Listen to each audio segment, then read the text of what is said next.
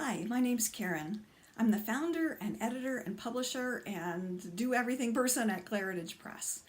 And I wanted to welcome you to this video about 3 tips that I hope will help you finish your memoir. First of all, I just wanted to say I totally understand if you've started a memoir and it's still stuck in a drawer somewhere, or you've had one on your mind and it's been hard to get going. I get it. It's hard to start. It's hard to know where to start. It's hard to know how to keep going. So I hope these 3 tips will help you.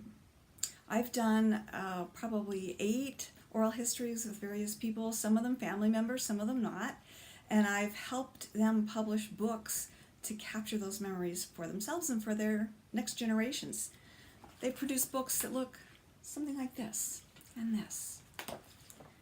They're memories that are now captured on paper forever.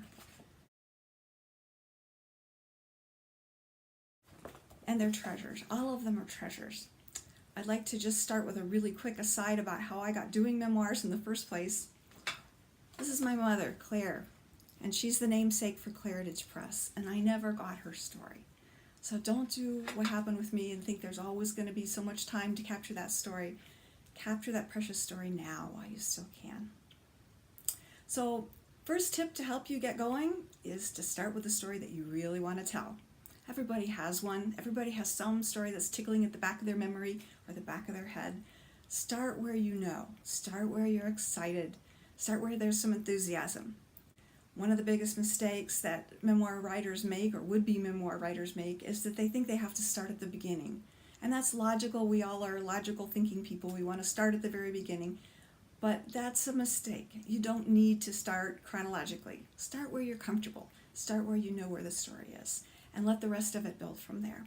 So that's tip number 1. Start where you have already a story in mind.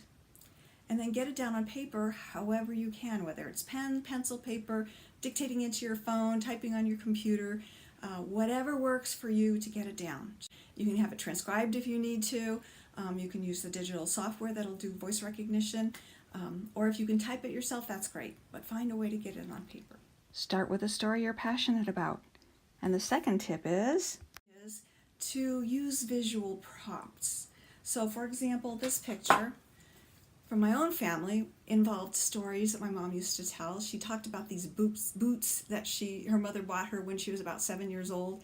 I don't know if you can see them, but they're what's called gladiator boots. And she loved those boots. So this picture captures a moment. It captures her mother's love for her. It captures the fashions of the day. There's a story behind the picture. So look for pictures that have stories for you. An example would be my husband in his first car. Maybe you can find an advertisement in an old magazine for that car, or find a fashion plate of the day like these kinds of boots. Look for something that captures a visual impression that you want to convey in your story, and consider using that as an illustration in whatever you're doing. So that's tip number 2. Look for visuals. They prompt memories, and they also are great add-on material whenever you do your finished, polished memoir book. So think visuals.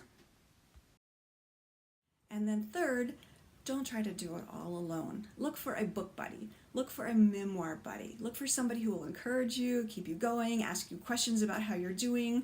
Look for somebody who, when you're stuck, will just encourage you to keep going. We all get stuck in the middle of big projects like this, and a memoir typically is a pretty big project. So don't try to do it overnight. Don't try to do it in 30 days. Give it however much time it takes, but look for a person who will encourage you to keep going. It might be a family member, it might be a friend, it might be someone down the street, or it might even be someone online.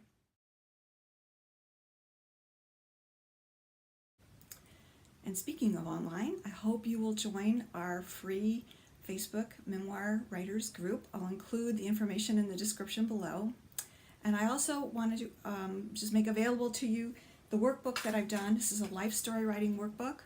It's available on the Claridge Press website, claridge.com. Again, I'll include the information in the description below. It includes lots of lists and checklists and tips and more things that I hope will help you get started and keep going. Thank you for watching, and I hope you enjoyed this video.